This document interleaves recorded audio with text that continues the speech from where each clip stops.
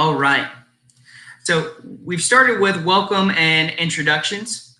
At this point, Dr. Fenoy, is there anything that you'd like to say as a greeting to our HAC? Yes. So first of all, good afternoon, everyone, and we thank you again for participating in our fourth Health Advisory Committee. I hope you all did well in surviving our hurricane. I think the good news and what I want you all to hear loud and clear is, because of some of the feedback we received from this group, we were able to exercise some of our COVID protocols when we opened up shelters this weekend. So it gave us a really good opportunity to kind of test the system to see, taking guests, from the community and putting them in our buildings with our employees just to see how it would work under COVID circumstances. We have been working on this actually since June. So I had walked all the shelters. We had got the measuring tape out and put families in the appropriate places. We made sure our check-in protocols were aligned with a lot of the information that you had provided for us. Working in conjunction with the county, we were able to have all the personal protective equipment. Our police, everyone was trained. And so for me as a superintendent, this is sort of a small microcosm of what it could eventually look like when we start bringing people back into our buildings, just from a logistical standpoint, from when they get out of their cars or get off buses to walking in the facility, what all that looks like. So I just have to thank this committee tremendously for your insight because it informed a lot of our decisions. As we move forward, our plan right now is sitting with the state. We've already got good feedback that it will be approved this week. And so again, thanks to this committee for looking at some of that stuff earlier. It really helped us formulate that plan.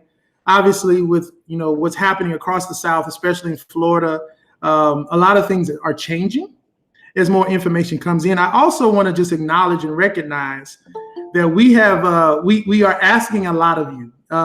And to be clear, we're not medical professionals, we are leaning on your guidance and advice. However, we also understand that, especially in the last 3 meetings, we're coming to you as if this is all that you're doing.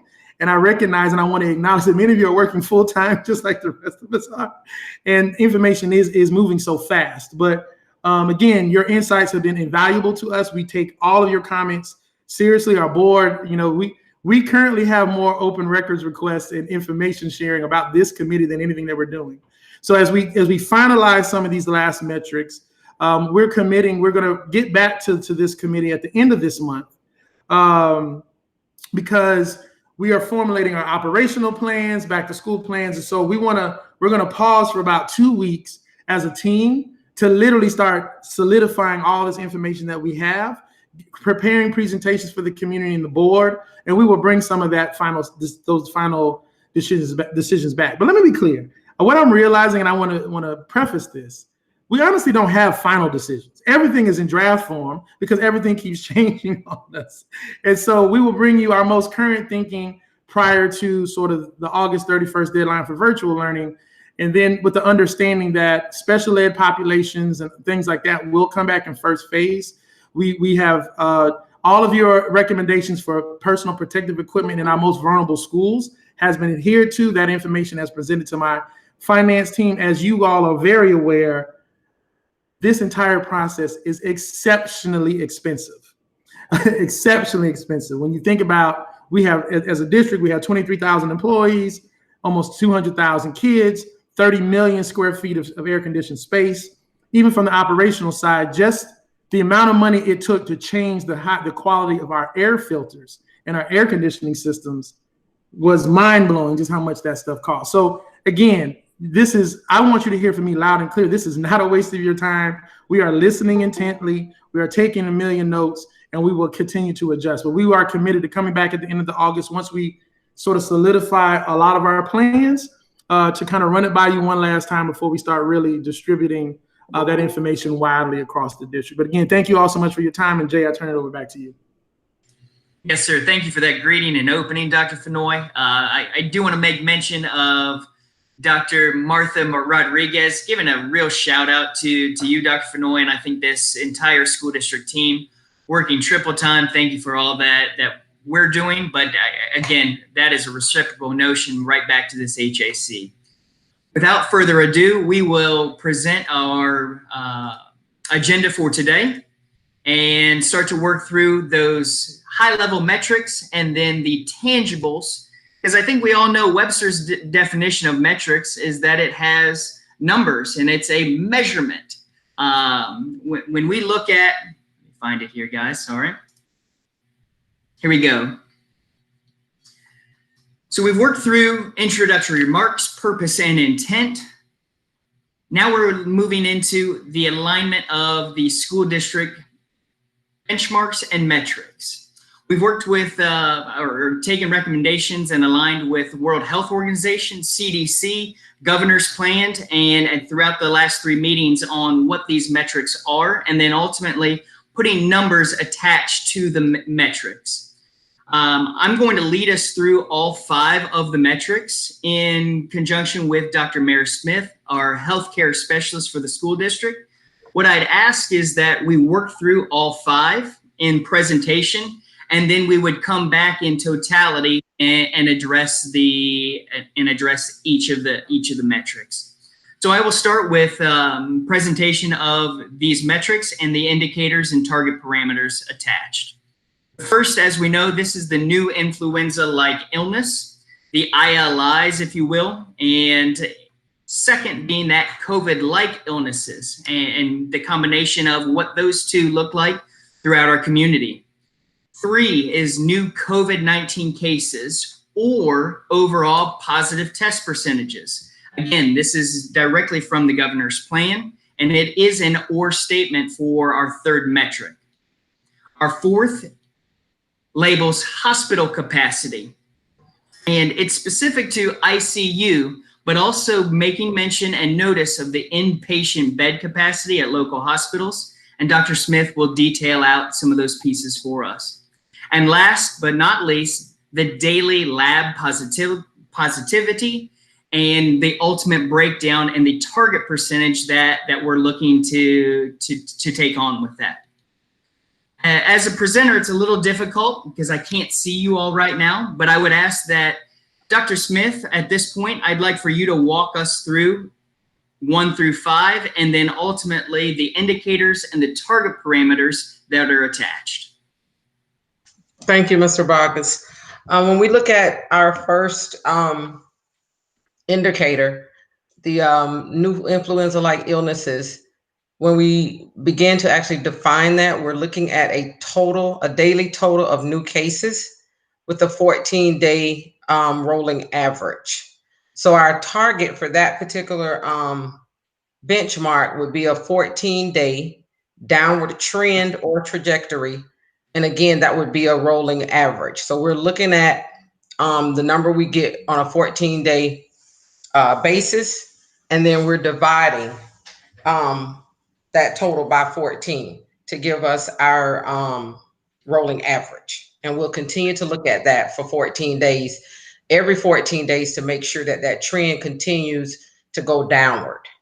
When we look at our second benchmark, the COVID-like illnesses, it is quite similar to the new influenza-like illnesses. Once again, we are going to be looking at a daily total of new cases with a rolling 14-day average. So again, you're looking at 14 days, you're looking at the number of cases each day, you're adding that up for 14 days, and then you're getting an average. And that, as well as with the new influenza-like illnesses, should have a continuous downward trend. When we look at our 3rd benchmark, which is the new COVID-19 cases or overall positive test percentage, when looking at the new COVID-19 cases, again, daily total of new cases, we're looking at a 14-day rolling average as we've done with the prior 2 benchmarks. And again, same type of target. We want to have at least a downward trend every 14 days as we're looking at the total number of cases each day, and then taking the average of that for 14 days. Now, when we get into the overall positive test percentage, that's looking at something a little different. What we're looking at is the total number of positive tests that we have divided by the total number of tests. So it's looking at only those that are positive in relation to how many tests were actually conducted.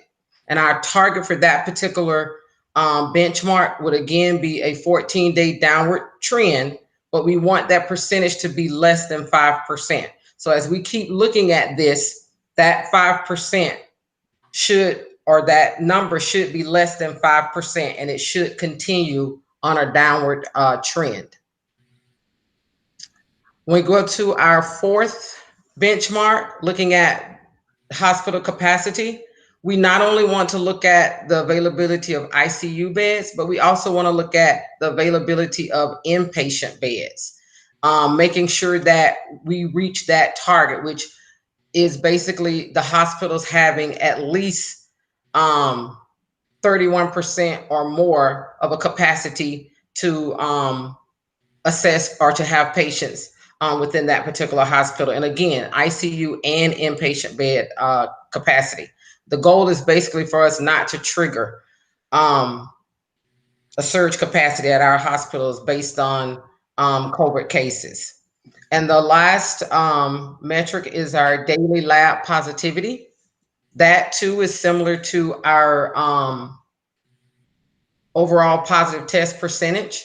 With that particular benchmark, we're looking at the daily total of positive lab tests divided by the daily total of lab tests. So if you're having, let's say, 1,000 tests in a day and only 60 of those were positive, we're looking at that 60 that were positive in relation to the 1,000. And our target would be, again, less than 5%. And we want to look at a 14-day downward trend. We need to see that number, that percentage continues to go downward and be less than 5%. Turn it back over to you, Mr. Vargas. Excellent. Thank you, Dr. Smith. At this time, now that we've presented not only the 5 metrics, but also indicators and target parameters, I'd open it up for comments back, questions, and really intent of today is to get into an HAC consensus around these tightening of metrics. So with that, again, I can't see everyone on my screen, but I'd ask that you open up and present who you are and then ultimately comment.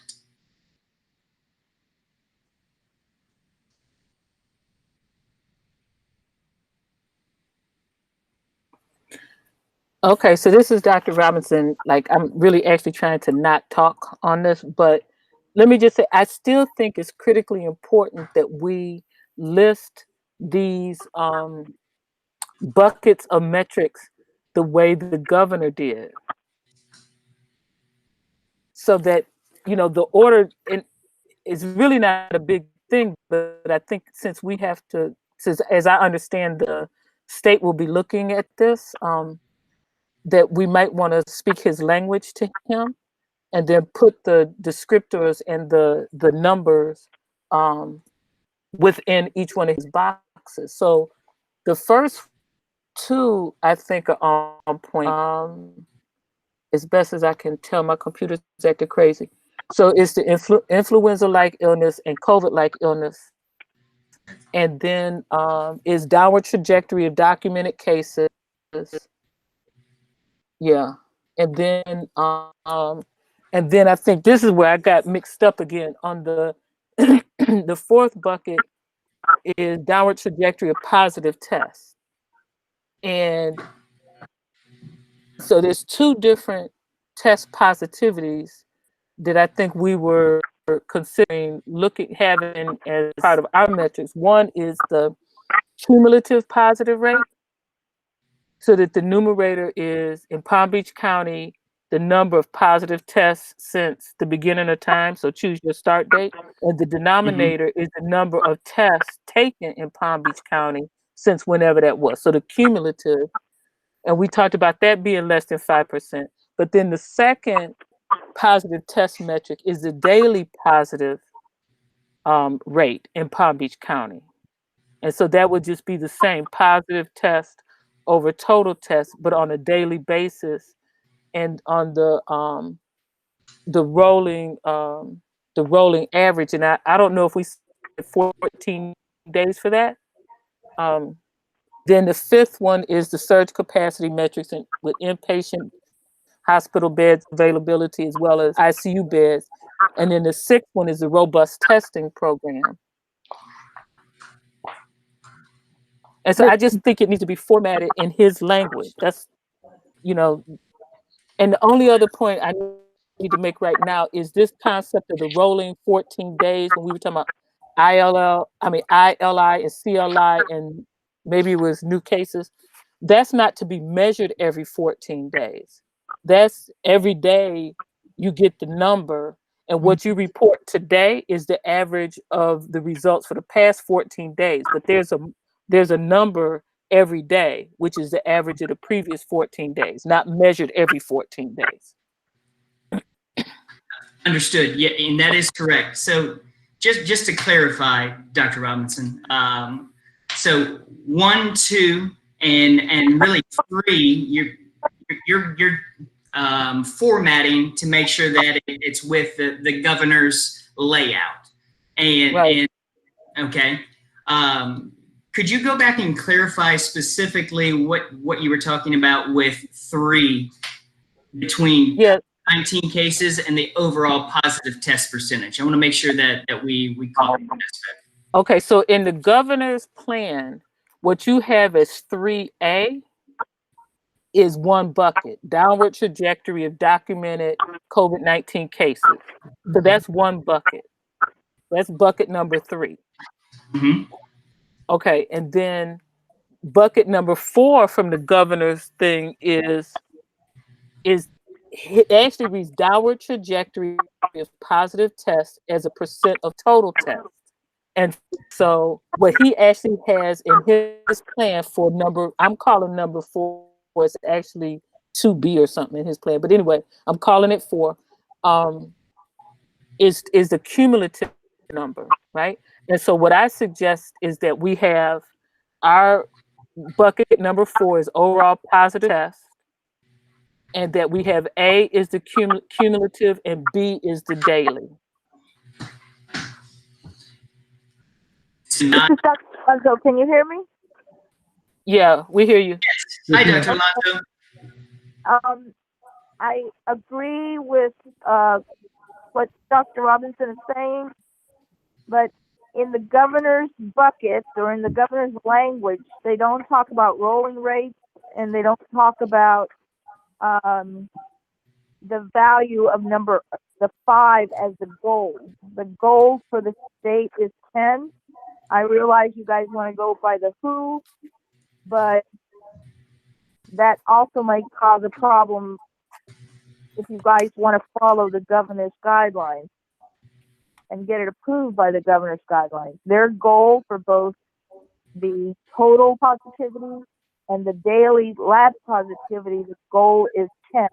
Right now, we've been under 10 in Palm Beach County for about 8 of the past 10 days. So we're in the right direction on that one.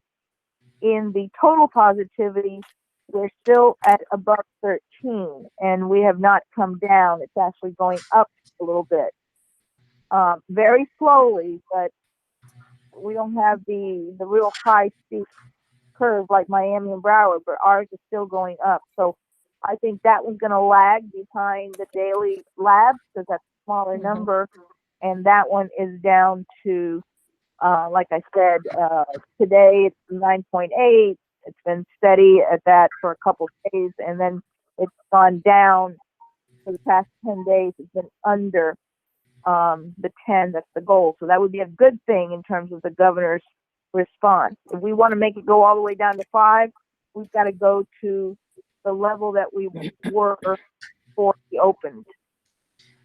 Dr. Alonso, I greatly appreciate that input. And in fact, going back to our last HAC conversation, I do think that the 10 was the defined metric from HAC. And so we were actually putting it less. Thank you for the recommendation. We will put that back at 10 as per what I'm hearing from today's call. And by the way, that wanting to be below 5 in order for the contact tracing to be effective is not just something that I'm making up here. We got that from the CDC yesterday, even though the doctor got in trouble for talking about it. But it is correct that we just can't do this. We can't do effective contact tracing with these really high numbers. So it does need to go down below 5. But I just want to make sure that you realize what the governor's looking for, what I'm looking for, and then the reality of life is somewhere in between. Excellent. We will make that notation around 10. And to Dr. Robinson's point, a greater alignment with the, perhaps as you described, Dr. Robinson, the buckets. So I think we have the same data pieces. It's just the alignment and structure. Yeah, so what we'll do is I have a meeting scheduled with Jay and Dr. Smith, like either tomorrow or relatively soon. Jay, if you could bring me the governor's plan, and then what we'll do after this meeting tomorrow, we'll compare and contrast. We'll create sort of the Palm Beach version of that, and then we will follow up with the health department, Dr. Alonzo, once we get, put that stuff down on paper, and we'll go from there. I did speak to the commissioner in the governor's office yesterday, and I did hear something about that 10%. However, they will, I think your point is right. It's going to be somewhere in between there, because they're still going to, at least right now, allow me to be in coordination with this group and the health department on what our final metrics are, with the understanding that all these metrics may change. I think that's the overarching piece too, is that some of this might even be forced on us, but we'll do that alignment. We'll look at what we come up with here. We'll do the alignment with the governor's office, and then I'll follow with some calls in Tallahassee to make sure we're in the right path. You can call me anytime you want. I'm on 24/7. So whenever you're happy or bored at night, give me a call. Yes, ma'am. I know you are. I need to insert my 2 cents again here.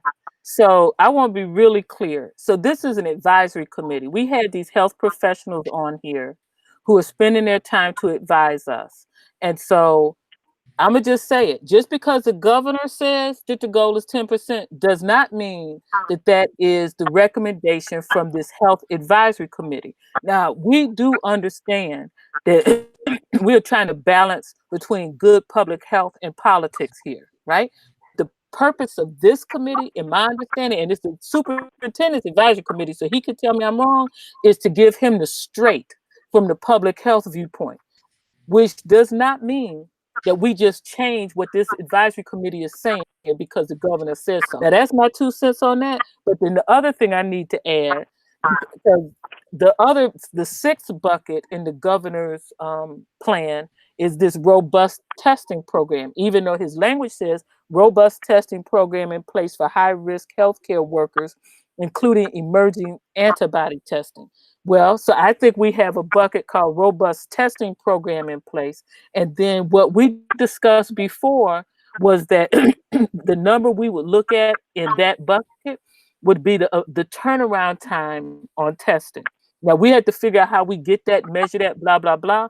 I would also offer that we need to consider the metrics that come out of New York and CDC and others about what percentage of the population is being tested. If we're going to say what the governor said, robust testing program, okay? So I just want to be really clear here. What we're supposed to be doing here is hearing the voices from the public health experts, and because the superintendent and staff and board will politicize the stuff later. But this is a pure conversation, I was hoping. And I agree with you 100%. So my public health voice is we need to get it down to 5 in order to have meaningful contact tracing. Right. Understood. Hey, Jay, could I ask a question? This is Matt Wilhite. Yes, Rep. So I just wanted for all of this discussion we just have for my edification and everybody else's, the document we're putting together as an advisor to the superintendent who advises the school board, who ultimately makes the decision, is their position to the governor. And then if that is factual, what happens again then? I think it was kind of just said, what happens when those don't work together or jive or agree? Well, as of right now, and you're right. I mean, this is a very interesting piece. I think the school board and our local decision-making takes precedent. Now, of course, there's a lot of money tied up in all of this. So as of right now, they have been defaulting to what this particular advisory council has been giving information to me. They are not really digging into our local instances to see if there's an alignment. So in my personal calls with the office, they are literally defaulting to the local agencies and their relationship with us. So I think to everyone's point, when we make the board makes the final decision on because it's policy. So we'll inform them, and the way my team works, I'm going to give them both. I'm going to give them what this particular committee has given me, and we will align that or show or juxtapose that to what has been given to us by the state. And then we'll make the board and I will make the decisions based on that. One of the points that you can make that would make sense perhaps to the state and the governor is that we were at 4.9 when we went to open. When we went to phase 1, the Palm Beach County was at a lab positivity rate of 4.9. So we were there when we opened phase 1. Yeah, and so I literally had this conversation with them yesterday, and so I need to kind of piggyback on what Dr. Robinson says. I think this health advisory committee, whatever we come up with, is ours, and then whatever the board and I decide to do with that information, that has been informing our decisions moving forward.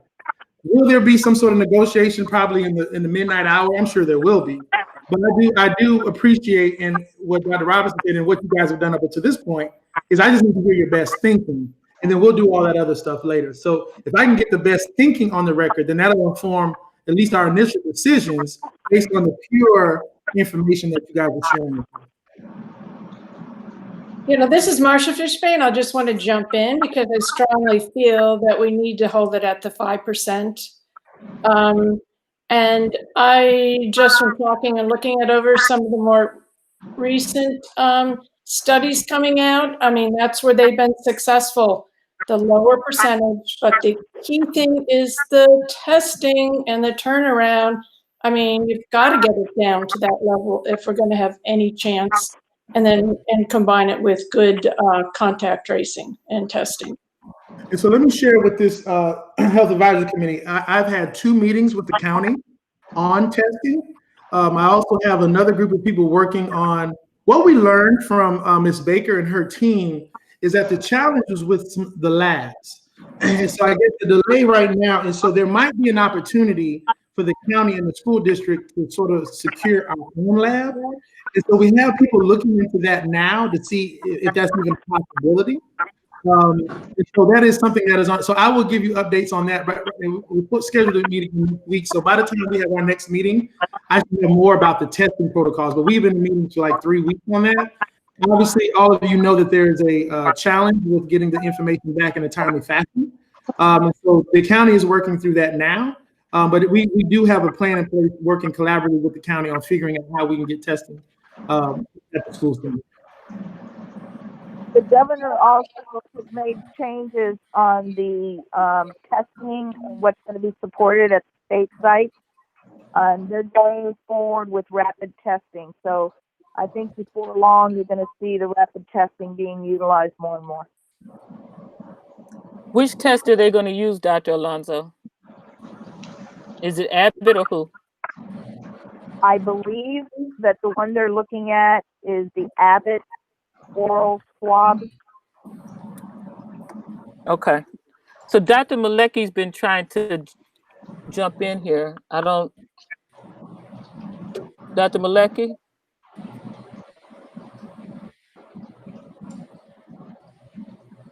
Okay, I don't know.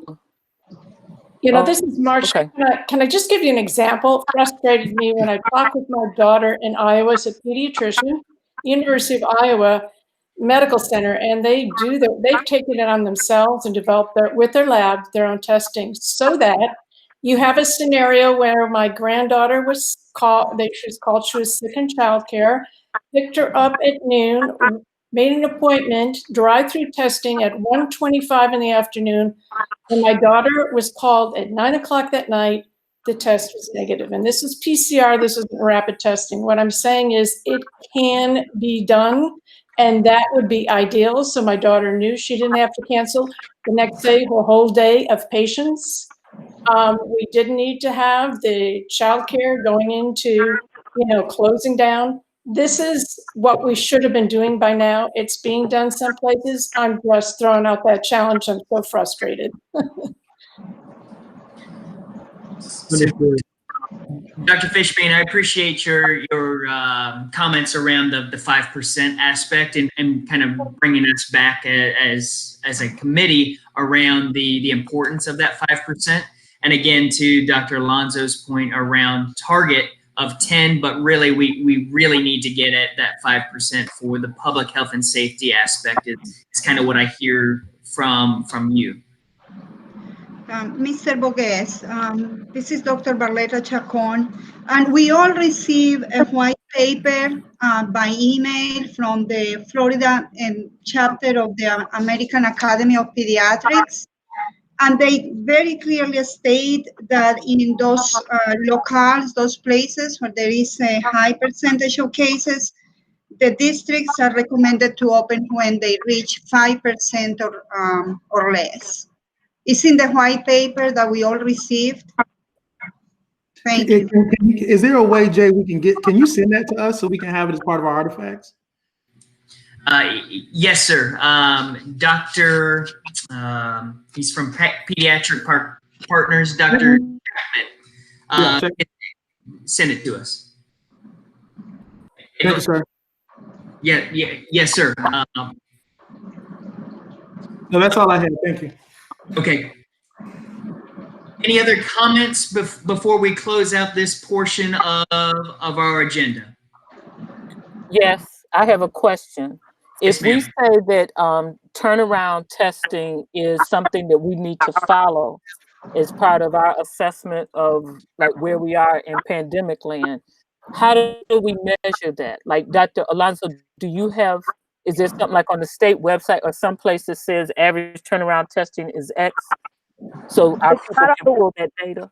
Sorry. It's not on the website. It's in the epidemiology department, and it's down to 4 to 5 days now. So it has gone down. It needs to continue going down. And if we start doing rapid testing, that becomes the point. Okay, but so our folks who are doing the data piece would have to get that from your Department of Epidemiology each day or each week or however often they get it?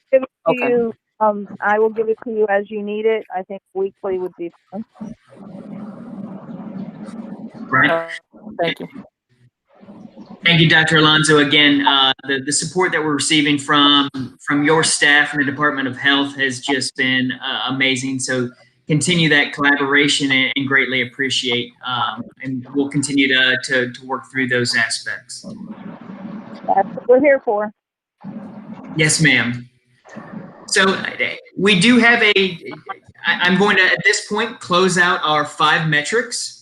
We've went through our data aspects, and we've heard from our STEAM panel around certain target pieces and maybe some clarifying aspects. But again, greatly appreciate the insight, and we'll take this to our next conversation.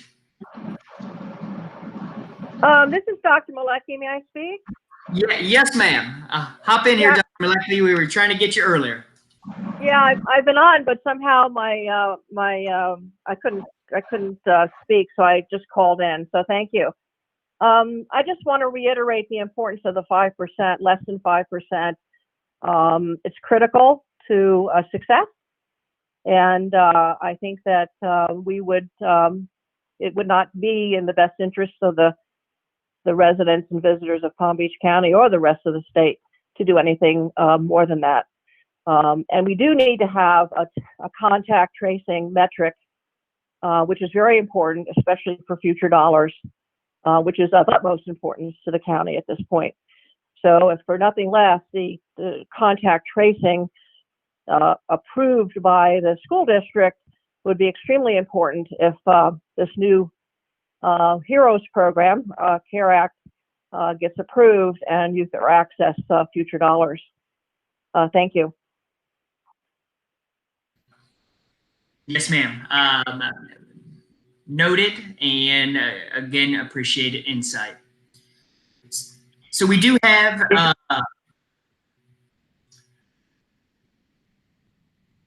comment just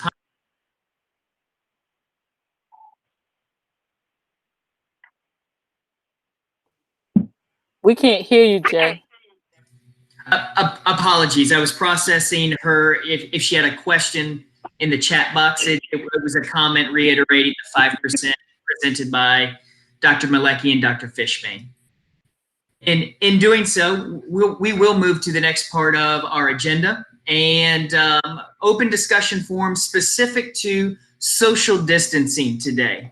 I know that this panel has talked around a variety of social distancing aspects and the importance of it, but there is a burning question around not just social distancing, but what can we do to help mitigate some social distancing aspects within our comprehensive schools. So I'll open the discussion forum around social distancing and a question that I believe our superintendent had explicit around shield guards and plastic barriers that could be placed within a classroom on desks. And does that help to mitigate that 6-foot social distancing CDC guideline?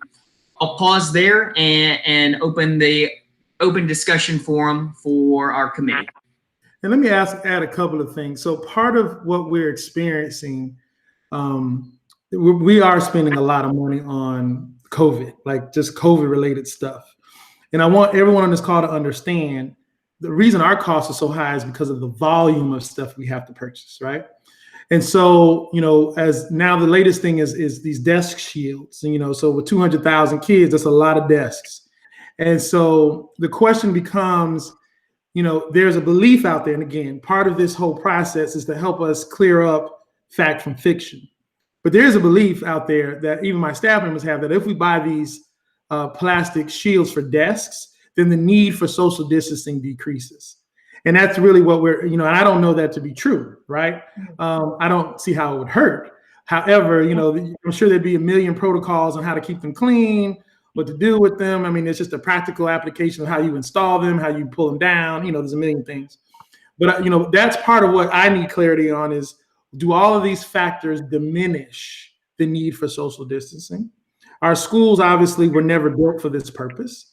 So even when we get back into the building, part of our plan is that as parents choose to come back, we understand that some parents would choose not to. And so, for example, there's been some recommendation from CDC, I think, to try to keep the population of a school under 50%. Well, in some of our cases, that's 1,700 children in a space, right? It's still a massive amount of kids. And so when we think about all the things that we're purchasing, again, face shields, face masks, gowns, shoe coverings in some of our environments where children have to have their diapers changed or intubated and fed and all of those, and nonverbal.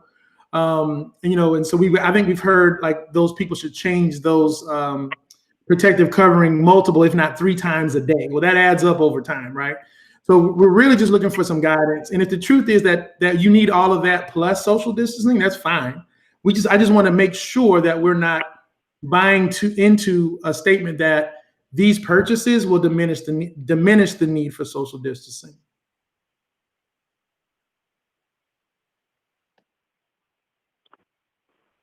This is Dr. Alonso. We're in everything that we're doing, what you're trying to do is to minimize the risk of spread and contact.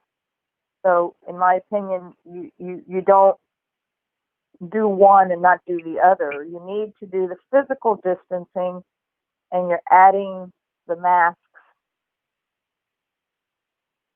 to have those on at all times, because sometimes when you pass somebody or when you turn around, you're going to miss that physical distancing. So if you're not doing both things,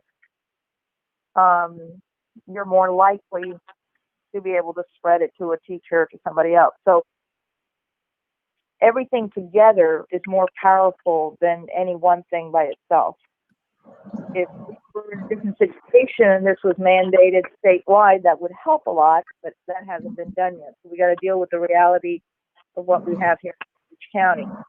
So we have mandatory mask orders, we have the 6-foot distancing, we have the hand washing, we have the staying home if you're sick, et cetera, et cetera, et cetera. So the more things that you can put in, and I've been at some of your schools now during the hurricane, and those principals have thought of very ingenious things.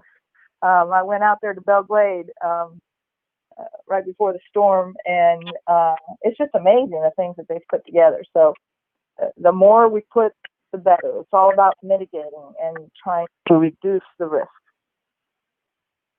Thank you, Dr. Alonso. And yeah, I have to give a shout out to everybody. Our school police department literally walked all those campuses with measuring tapes along with our operations team. And then when the principals got back, they took those sort of frameworks of square footage of space, removing, furniture, and then the principals took it to the next level. And so in my mind, now they're working on, to Dr. Alonso's point, now I want everybody to remember your high school days. I don't care how long ago it was. But when that bell rings, what typically happens? Everybody floods the hallway. Those of you that have boyfriends and girlfriends, you start kissing your girlfriends and boyfriends in the mouth. So we now are looking at all of those realities, like letting classes go one at a time. And so they are working through that, and it's going to completely change what you and I know as traditional school. And I think for the elementary school kids, again, I ain't gonna lie, this is a very personal thing because my daughter's supposed to start kindergarten. And so even, we just recently purchased a bunch of baby masks, I call them, because I attempted to put one of my masks on my daughter for a trip. Didn't work out too well. So, these realities of the younger children too are something that we're experiencing because, to be honest, and I'm sure many of you have children and grandchildren, my daughter likes hugs and kisses and likes to feel important and, has to have her hand held to go to the bathroom. And so, there's a lot of details to work out with that, but I do thank you for those comments. Dr. Fenoy, it's Matt. I would say the shields are great on desks. For instance, in your elementary school, which you have a single classroom potentially for a student to be in. But for you and I that have kids that are going into middle school, that's 7 different sets of kids at that desk, and because they have 7 different classes. So clearly having that is going to have to be cleaned between classes if that's what we're worried about, as you said. Secondly, it wouldn't mitigate any of the social distancing between classes. That would still have to be done. There would still have to be facial coverings. There would still have to be those things done. So I think your different schools may have different aspects of those shields and how pertinent and relative they are. Because like I say, when you get from an elementary to a middle school, they, I think, have a different purpose and have different needs.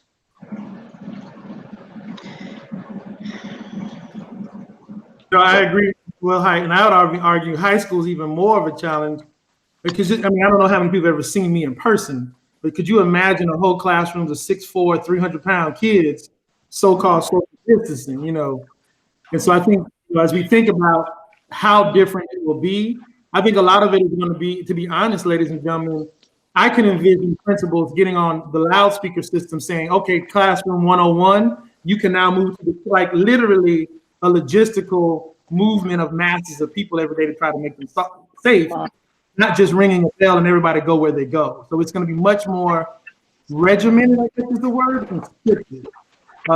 In addition to all those other things. So, Mr. Wilhite, Representative Wilhite, I appreciate those comments. I posed another question at the end of the chat last meeting, and maybe some of the medical doctors on here could chime in as well. I said, would it be more beneficial for our kids to, if once they got back to school, if once we got through all our 5 points and we got back into the physical classroom, bricks and mortar, would it be better for kids to then eat lunch in the classroom at those individual locations rather than go to have to share it somewhere or have room for social distancing in the cafeterias? Would it be better to leave your backpacks and your books and your supplies at the school rather than bring it back and forth home? More touching of things, more potentially decontaminating of things. How do those things, and how do you think those work out for goods and supplies, like I say, and would it be better for the school to provide lunches as much as possible versus parents sending lunches in unless there's some kind of dietary restrictions? But how do you think about those things and feel about those? Dr. Fenoy, can I jump in for a second on that? Yeah, Keith, yeah, go ahead. One of our challenges with that regarding eating in the classroom is that by teacher contract, they are entitled to a duty-free lunch. So it would be a contractual issue. The projected cost, if we had to pick up that tab for them working during their duty-free lunch, is anywhere from $30 to $50 million to cover that aspect. And as far as other staff to cover classrooms at an elementary, even a secondary school, there just is not the staff to cover for supervisory purposes. So that's a major logistical challenge that we face with eating in the classrooms. In follow up, then, is it going to be a physical? Is it going to be a problem for you to be able to have the number of students in the cafeteria, to have social distancing, to have them separated enough to all fit in the cafeteria throughout the day, the way that lunches are already? I mean, let's face it, right now there may be hundreds of kids in line, let alone in the cafeteria at the same time. How are you going to be able to mitigate that with social distancing in the time frame that you have of the school day? Yeah, so that's what we're working through now. Yes, it's a tremendous logistical challenge that we're trying to figure out. Absolutely. That's where I would argue, not to cut you off, Keith, but Representative Wilhite and others, I think that when the final decisions are made, it's going to be a combination of multiple things. Unfortunately, we don't have a standard architectural design of our buildings. We have many different architectural designs. And so I think what we're looking at is using all of our spaces, auditoriums, band rooms, anything that has like huge spaces, band rooms, chorus rooms, ROTC spaces, multi-purpose spaces. You'd be surprised. Some of our schools even have very large courtyards, indoor and outdoor spaces. And we actually have a lot of covered outdoor spaces as well. So to Keith's point and others' points, we're literally working through those simulations now. Part of it is honestly during our hurricanes, we had to feed people multiple times a day. So we were looking at how we could deliver food, how we can have things stationed in different places where kids would just pick it up, letting them go in phases. So we're looking at every possibility. We've been contacting, obviously this is something we talk about with all of the school districts across the country, and especially in Florida, and more specifically every Thursday with Miami and Broward. And so I don't think there's going to be a one size fits all to that. It's just, I don't think it's possible. And so we are working through obviously all those challenges, but that's one of the things that I absolutely will have to bring back to the committee. Plans for you. Dr. Fenoy, I have two questions for you. One is, excuse me. I don't have a little child, but recently I read that for little kids, having the masks, for some of them is quite challenging because they start touching more their faces. And somewhere I read that, the face shields should work best with little kids. But again, I don't have a little child, so at this moment. And my other question is, will it be possible to ask if some of the teachers will be able to instruct while the kids are having lunch in the classrooms? It might not work for all the classes, but for some that might work. That would be an option. Perhaps some of the teachers will be willing to do something like that. Those are my questions. And so I think, so I don't know, my expertise around masks and children are very specific to my one child and my nieces. So I can't speak for the larger group. I think no matter what we do, and the team, and I have to give the deputy superintendent and his team, Glenda Sheffield, and them tremendous credit. We're looking at training everybody about returning to this new reality. So we have developed a series of online training for parents and guardians, for kids. And so one of the asks, we're literally creating an orientation video that speaks to children about everything from when you get out of your car or off the bus. Step one is to do this. Step two is to do this. And so, excuse me, in my mind, the first couple of weeks of school are really going to be about getting people acclimated through the mental and behavioral supports that they need because of the trauma associated with this, and then teaching people how to function in this new world. And I think, part of what, our rationale for how we're phasing kids in K1, 2, 6, and 9 is because most of those kids have never been in those environments at all. So we're going to seize that opportunity in 9th grade, 6th grade, and K1, 2 to condition them to the new reality, test it, observe it, adjust it, and then teach the next group before they come in what needs to happen as part of that process. And so that way we can either pause, we can stop, or we can accelerate based on the numbers and the metrics that this team has created for us. So, and I also want to be clear about this. My conversation with the commissioners yesterday, I want all of us to be honest. We actually don't really have an opportunity to test any of these protocols without real people in place. The first time we're going to see if they actually work or not is with real kids. And so, which is why we decided to take, thanks to your support, a measured approach with a smaller group of kids to test all of those things that you're speaking to. Because I don't know if anyone has a solid yes or no to your questions. And so we have to test those theories out, unfortunately. Thank you. So this is Dr. Robinson. Can I jump in? Yes, Dr. Robinson. Thank you. So a couple things. So again, I kind of want to remind us of what I view to be the purity of this conversation. So this should be the conversation where health professionals are saying to educators, like our best thoughts based on all our readings and expertise and experience on how the school district should operate in the face of this pandemic, right?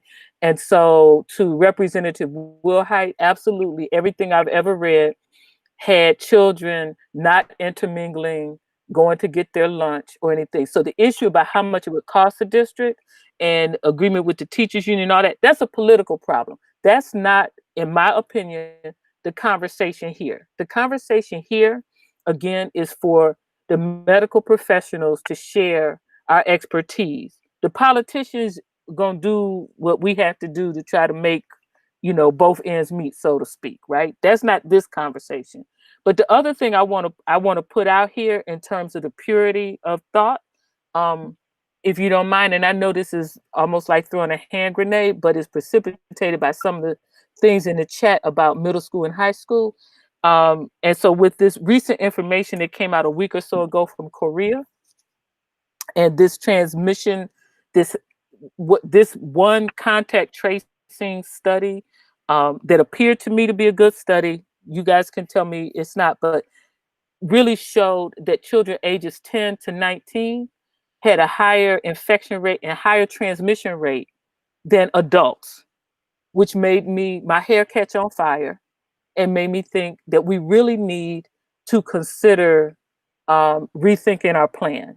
So in my mind, I think that we need to reconsider and look at possibly, until we have truly the all clear, is to have just elementary children coming back in phases, which would mean that, and it's not going to be easy, and it's politically definitely not going to be easy. I get all that. I'm having a pure conversation about what should happen from the public health viewpoint and my concern about children, parents, grandparents, and community getting sick and dying, right? So I think that we need to really put that on the table. I would ask the medical professionals on this call to weigh in on whether you think I'm just, going in conspiracy theories, or if you think that's something we really need to look at.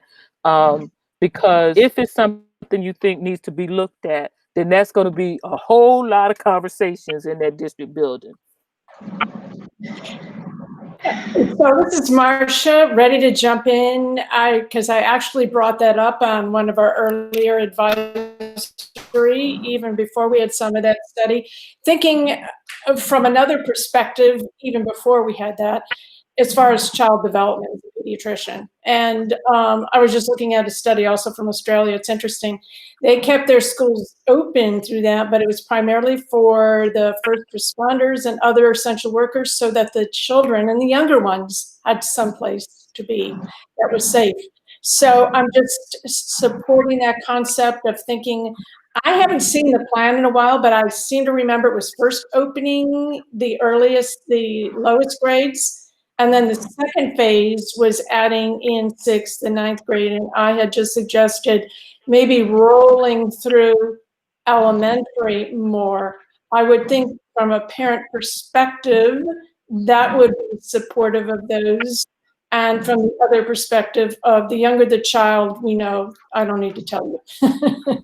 And by the way, as long as I have the floor for a minute, I wish Dr. Sheckman was here. He had sent out to us the Florida chapter, the American Academy of Pediatrics white paper on reopening schools, and I thought it was excellent. So if you haven't seen it, go through it. And I must admit, he was re-emphasizing those ideas about cohorts.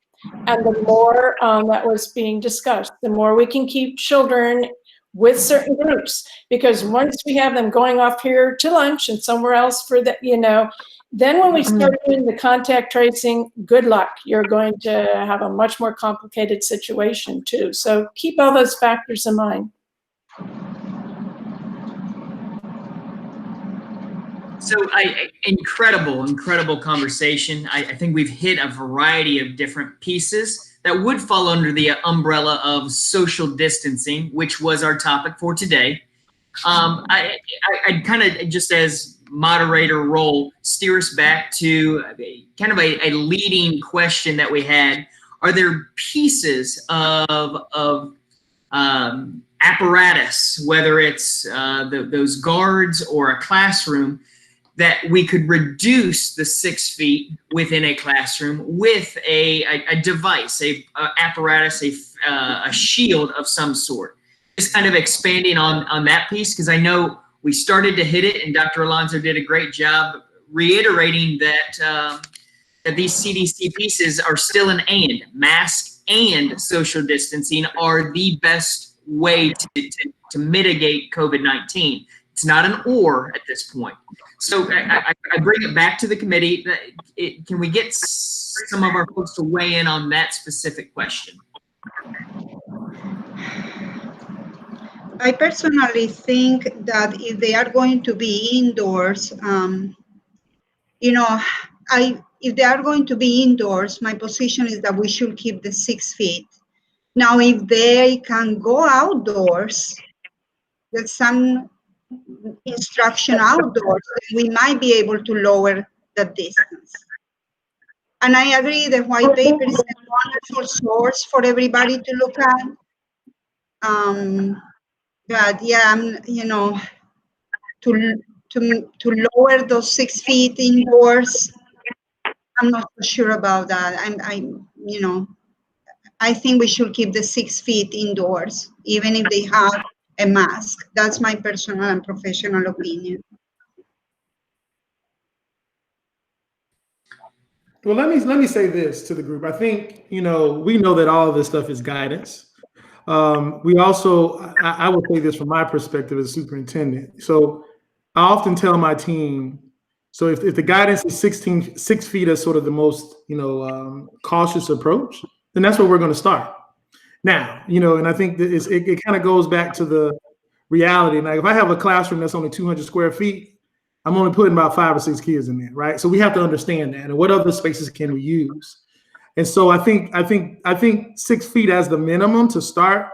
But again, I want to be clear with everyone that is a that's a goal, right? Like, because even in those spaces, I can put the desk 6 feet apart, but now we have to condition the children to stay 6 feet apart. The teacher, you know what I mean? So I think it's so right now that is the direction of the teams. They're all out there, measuring schools and classrooms for 6 feet.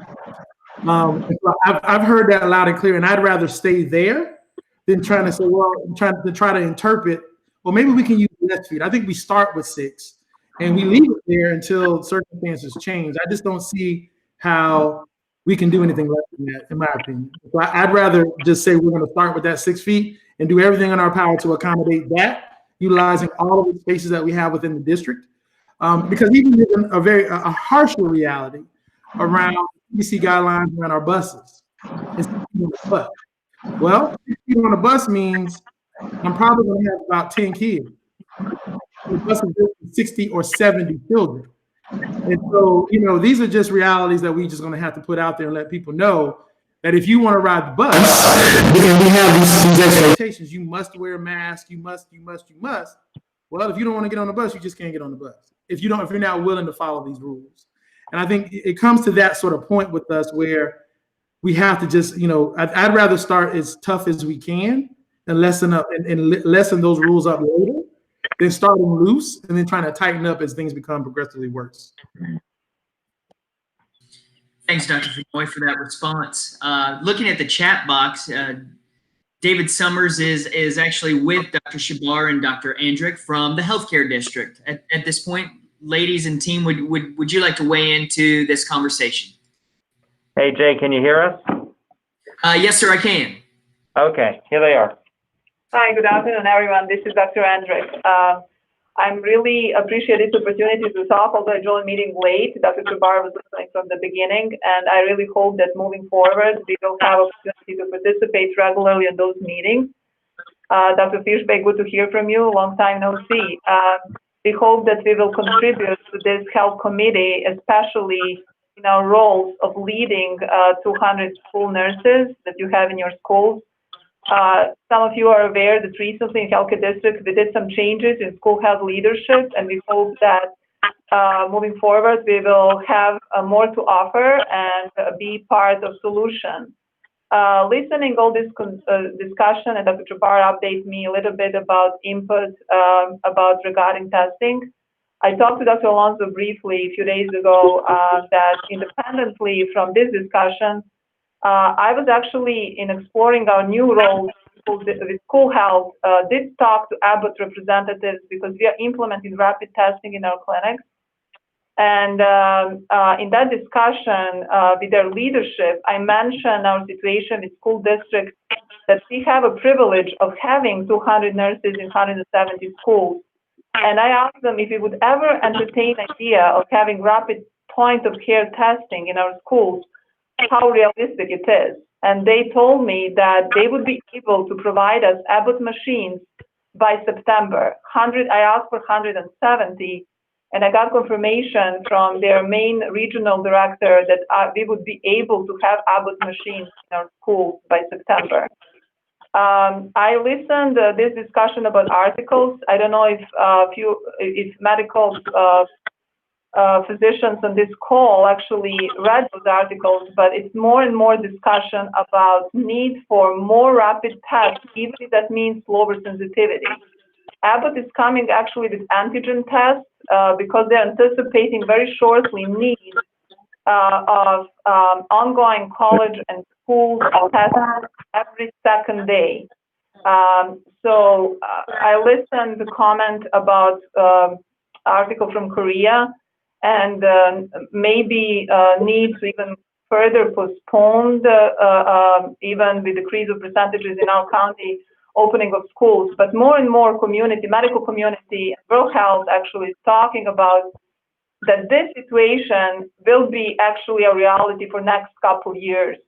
So unless we are ready really to postpone our life and put on that hold for a few years, like few months postponing will not bring us long-term solution until we focus on those kind of point of care testing and ensuring that we are minimizing our risk.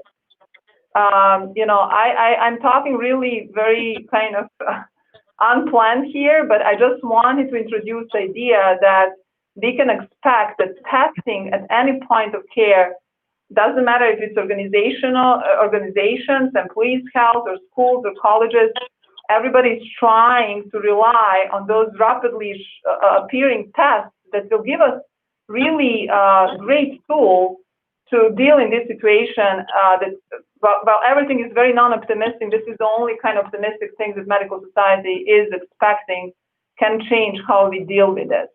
I don't know what it means, those tests that Abbott is talking about, not only rapid tests with Abbott machines, but also antigen tests are really coming with a cheaper and cheaper price, because solution for that is to be kind of affordable for long run. So that's the good news. We would need to talk about financial construction of that. Machines itself are free. They are asking only for 900 guarantees that 900 tests will be done annually, and they charge you per test. Rapid tests at present time, governmental prices are $37 per piece, but that antigen testing, they're thinking they're going to be much cheaper than $20 a piece. So the more the tests coming, the more cheaper will be. I just wanted to share this thinking with you and offer our help moving forward as we find mutual solutions. We have that unique opportunity that our nurses can help with that structure of testing, and we can be in charge of that point of care testing, but, more discussion definitely needs to happen. I'm sorry if I shared a lot of information, but those are my random thoughts from 5 o'clock when I come uninvited in a meeting. This is Dr. A. You came on because I didn't want to spill the beans without you saying it, but I did tell them that rapid testing was coming soon. So thank you. This is Dr. Malecki. Can you hear me? Yes. Hi, Dr. Malecki. I know you're here. Good to hear from you too. Thank you. Very nice to hear from you. I just want to remind the folks that I was on the Healthcare District Board when we approved the Nurse in Every School program. I was there for 19 years. I just want to support what has just been said, that the ultimate control of this disease is going to rest with rapid testing and good public health contact tracing. And I know Dr. Robinson and I and others have had this discussion. That is extremely important. To get back to the Korea study, the reason why elementary, young children pass this disease on more readily is because it's symptomatic. So keep that in mind. I think when you move to make decisions about what to do in the school district, I think it's important to be just consistent and do the very best we can with the best information that we have. Cohorts are perfect, as Dr. Fishbane said. And that's all I really have to say unless you have any questions.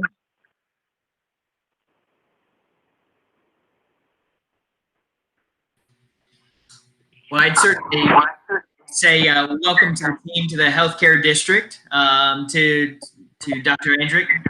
And sounds as though you've got colleagues already on this committee. So appreciate your input and the insight that you provided around rapid testing for this committee and as an update status. We are at nearly the 5:10 mark, and wanted to make sure that we allocated enough time. Dr. Fishbane saying didn't weigh in since. Perhaps not, Dr. Fishbane. Okay.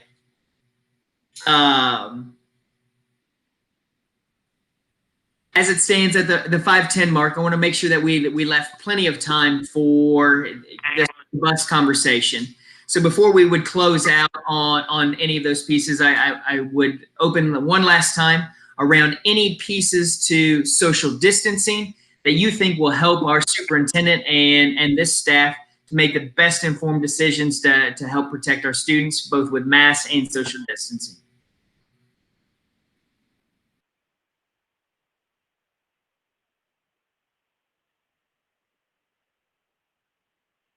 I've done my best to try to monitor the chat box, and I do believe that we've went through essentially every question, or at some point hit the topic that was in the chat box, and it kind of went to the next type of question. So with that, if I didn't catch one, please speak up now that as I'm scrolling back through to make sure that if there was a question or a topic that didn't get addressed during this time, that we do so and make sure that our superintendent has that opportunity to hear you. All right. Hearing none, seeing none, we will take our next piece of the agenda, which is next steps.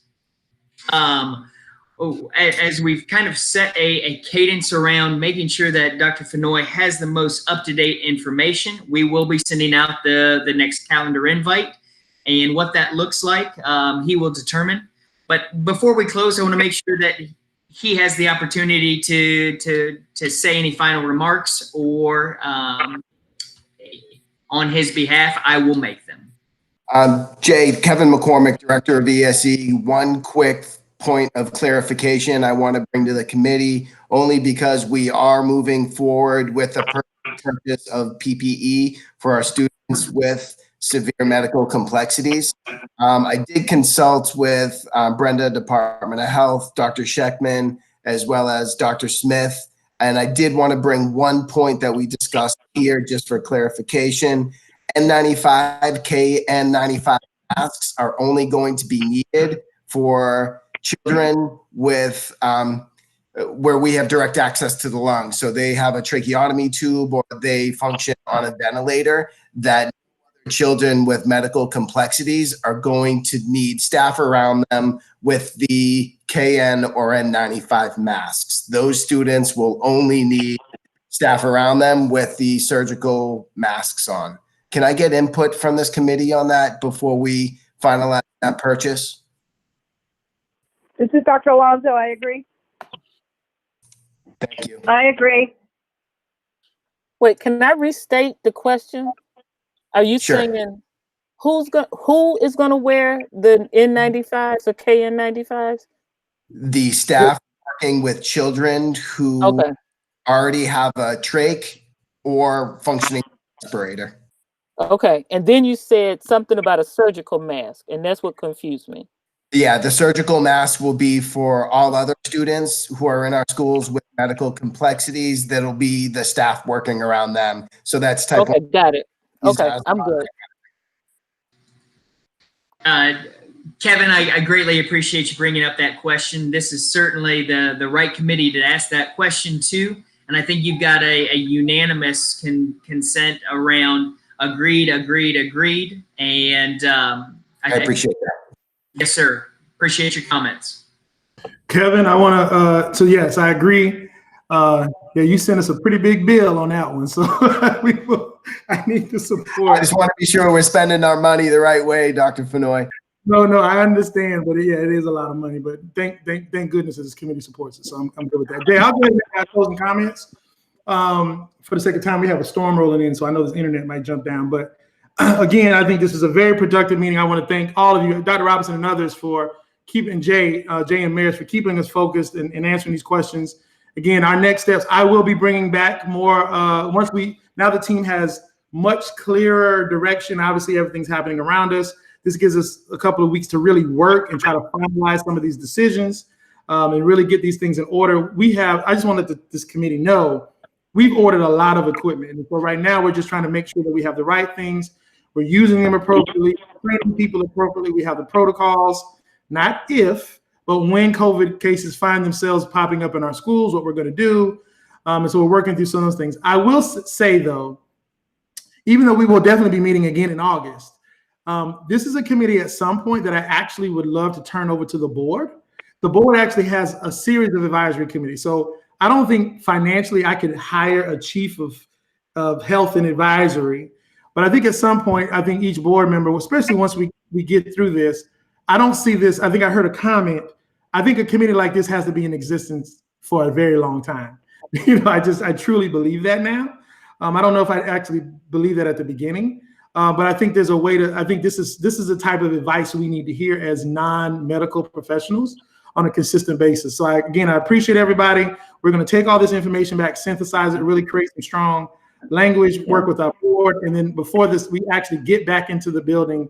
I will bring another opportunity to update you all on everything. Thank you guys so much. Jay, I turn it over to you.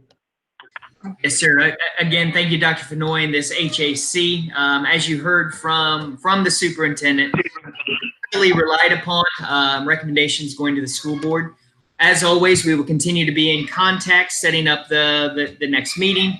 And we do take everything that was discussed today. We try to package as best as possible and keep us moving forward. With that, we will close. This will be adjournment. Stay safe out there, and we greatly appreciate everything that you do for Palm Beach County and the school district for our students. Thank you. Mr. Vargas, before everybody hangs up, can I ask one thing? So I put a bombshell on the table, and that bombshell was that we look at, instead of in stage 2 opening to pre-K, K1, 6, and 9, that we look at going gradually through K5 before we start filling up middle school and high school. I think I heard an amen from Dr. Fishbane. My request is that my professional colleagues consider that, and at our next meeting, after having a chance to think about it and doing, whatever research you want to do, that you weigh in on that. I'm pretty clear what I think, but this is an advisory committee, and I'll stand down if you know, if the majority of my professional colleagues think that this is unnecessary to change in midstream like this. Thank you. Yes, ma'am, Dr. Robinson. Noted, and we will be taking that back to the superintendent and staff. Again, thank you all. Greatly appreciate the last hour and 20 minutes of your time. As we've said previously, time is currency, and behind me, you've got Father Time sitting. So with that, have a great Tuesday evening. Thanks again. Bye-bye.